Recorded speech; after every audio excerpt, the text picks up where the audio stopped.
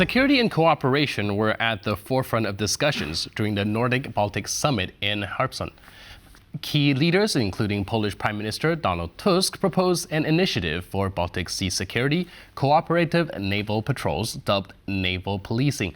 As Russia's aggression looms large and transatlantic bonds grow crucial, the summit reinforced commitments to Ukraine and regional energy security. Now, joining us today on TVP World to discuss these pivotal developments is Jakob Hallgren, Director of the Swedish Institute of International Affairs. Hello, sir, and welcome to TVP World. Thank you very much.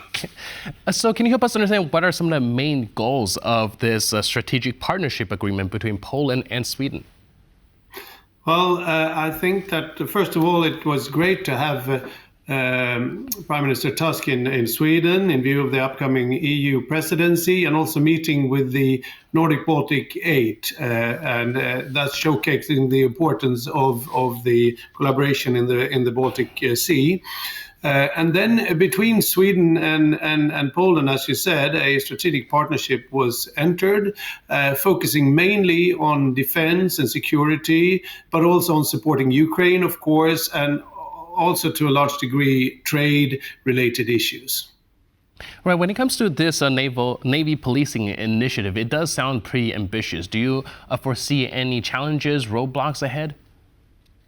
Well, I think, first of all, this should be seen both in the light of the increasing level and frequency of hybrid threats and hybrid attacks in the Baltic Sea, such as the cutting of cables recently, phone cables, etc. So, and secondly, it should therefore be seen as a parallel to the already since long existing air policing within NATO. So I think the reactions to this has been that it's a very interesting proposal, but that it of course has to be discussed thoroughly within the NATO context before kind of putting it into action. Right, and you mentioned the hybrid attack and the cyber attacks coming from various directions, or even sabotage. How are they being addressed most recently, pertaining like the Chinese ship that has allegedly cut some of the cables?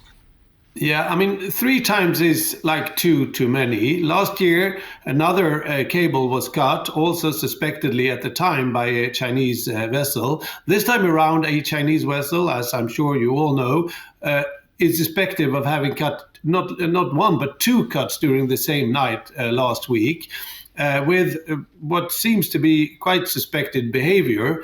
And therefore, it has not been apprehended, but at least it's been asked to stop and collaborate in the investigation as to whether they could have been participating in this event. So that is still under investigation, but according to what is known, it seems as if that vessel not only slowed its speed considerably during that night when it happened, but also went in circles, essentially dragging its anchor on the bottom of the sea. Now that remains to be proved, but it's considered suspicious behavior and enough to be thoroughly investigated. Right. Well, during the meeting, the Prime Minister Tusk stressed that if Europe is united, well, Russia is actually a technical, financial, and economic dwarf of Europe. However, if Europe is divided, Russia is a threat to each country individually. How would you comment on this particular statement?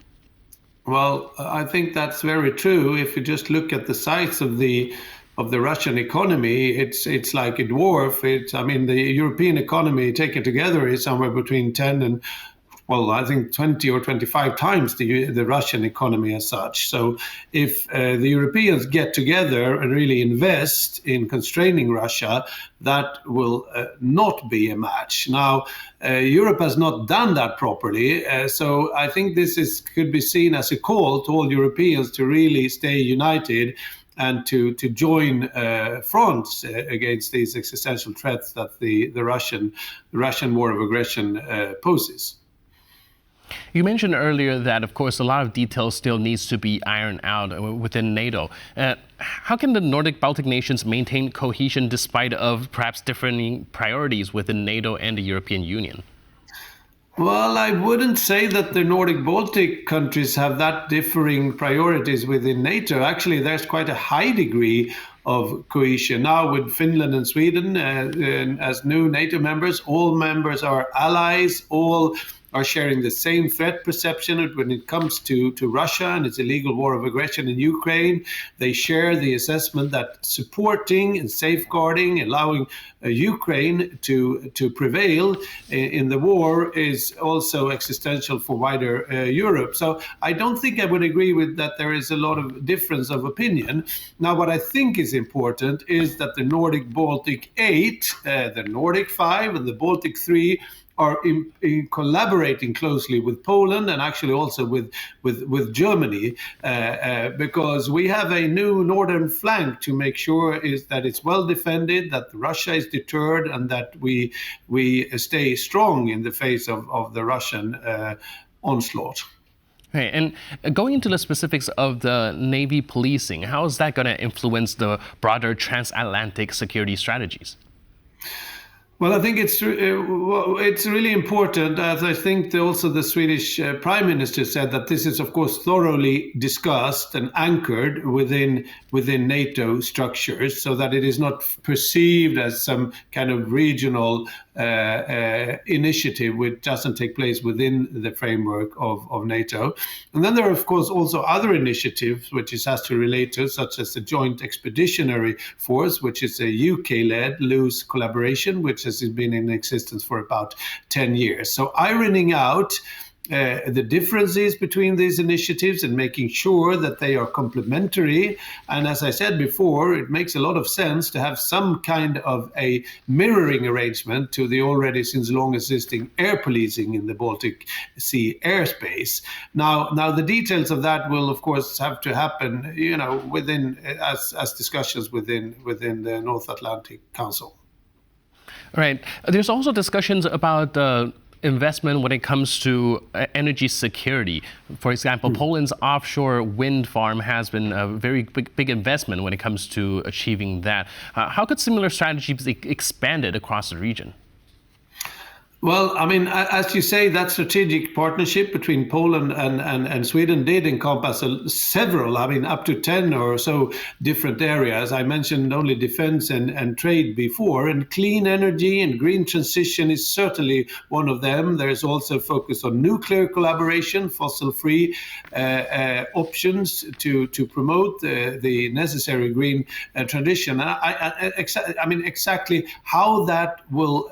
You mentioned the example of wind farms, how that will be expanded, also considering security considerations, I think will be stuff for further discussions and negotiations. But that investments also need to take place within that area is clearly necessary.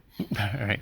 Last but not least, do you think, are you optimistic about an EU-approved coalition of the willing being able to strengthen the EU security policy? Yeah, I think this is, it's important, of course, to realize that we are right now in quite an uncertain situation in the transition between the Biden administration and the Trump administration. There's a lot of nervousness as to how the Americans will play this under the new administration, and it would be.